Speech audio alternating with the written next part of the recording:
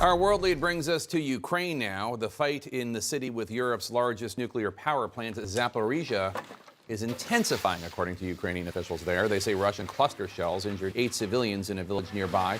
3 were ambulance workers who had responded to the scene. In a predictable refrain, Russia claims it was targeting deployment points for Ukraine's military. Meanwhile, northeast of Zaporizhzhia, Ukraine says it's clawed back significant ground in Bakhmut. CNN's Nick Robertson spoke to Ukrainian commanders on the ground who want to set the record straight on which Russian troops retreated first. At the vanguard of Ukraine's most successful offensive in months, elite soldiers storm out of their US-made M113 troop carrier near Bakhmut.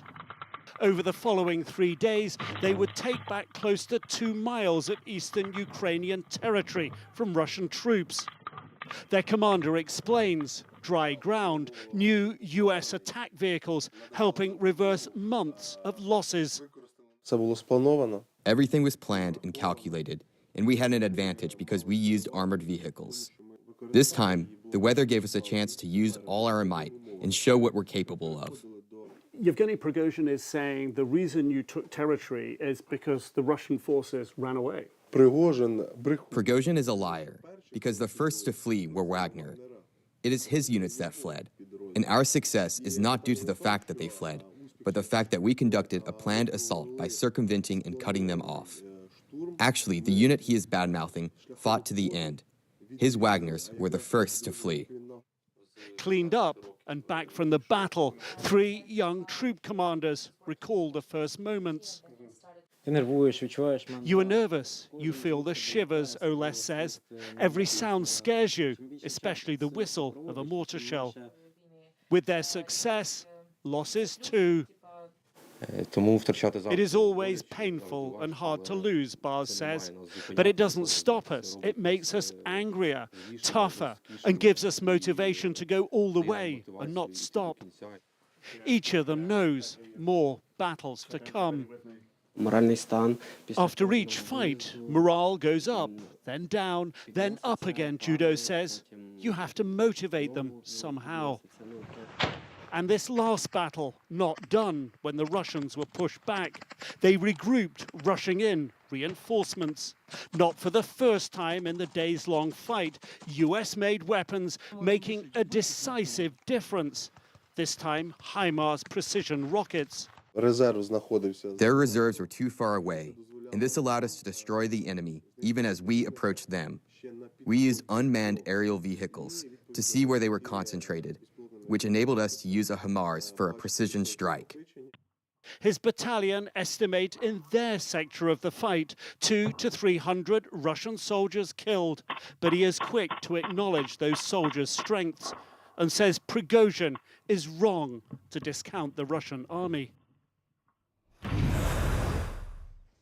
So their offensive was so successful, in the hours of this morning, another attack was launched around Bakhmut. Now, commanders aren't saying how successful this part of the offensive is being, and interestingly, they're not saying whether or not it's connected with the big expected counteroffensive.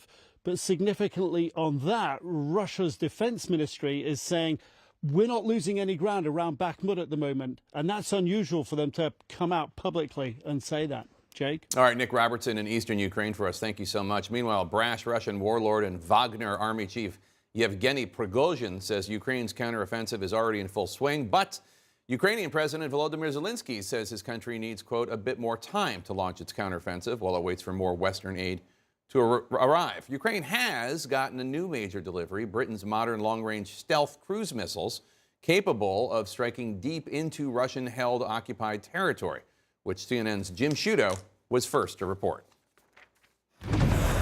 As Ukrainian forces prepare to launch a massive new counteroffensive, they now have a deadly new weapon in their arsenal. CNN exclusively first reported that Britain has delivered to Ukraine its advanced Storm Shadow cruise missiles, the kind of long-range capability Kyiv has long been pleading for. The donation of these weapon systems gives Ukraine the best chance to defend themselves against Russia's continued brutality. The Storm Shadow gives Ukrainian forces the ability to strike deep behind Russian lines. A Western official called it a proportionate response to Russia's targeting of civilian infrastructure.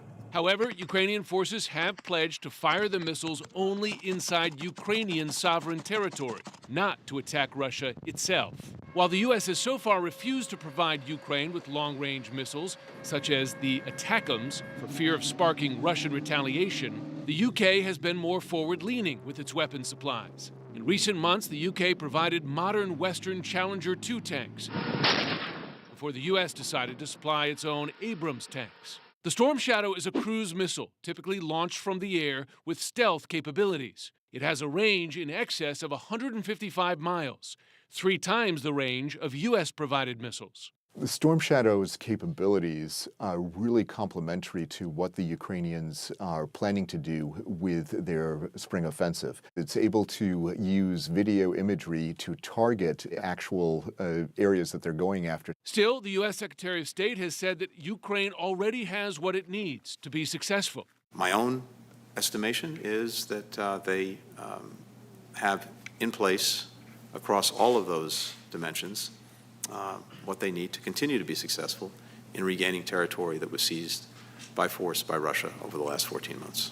Ukrainian President Volodymyr Zelensky, on the other hand, has said his country is not quite ready, saying he is still waiting for aid already promised. We're expecting armoured vehicles. They arrive in batches. We can advance with what we've got, and I think we can be successful. But we will lose a lot of people. I think that is unacceptable. We need to wait. As I mentioned, Ukraine has pledged to only use these new cruise missiles inside Ukrainian sovereign territory, that is, not to strike Russia. We should note, Jake, that from the British point of view, Crimea is very much an open target here. They consider that illegally annexed by Russia, and that's strategically important because these missiles potentially put at risk some of Russia's most prized military possessions, the Black Sea Fleet, the entire Crimea port. That could be a real game changer going forward as Ukraine plans this counteroffensive. Yeah, no, we could mark this day as a day when decisions were made that really changed things for better or for worse. We don't know. Yeah. Tim Sciutto, thanks so much.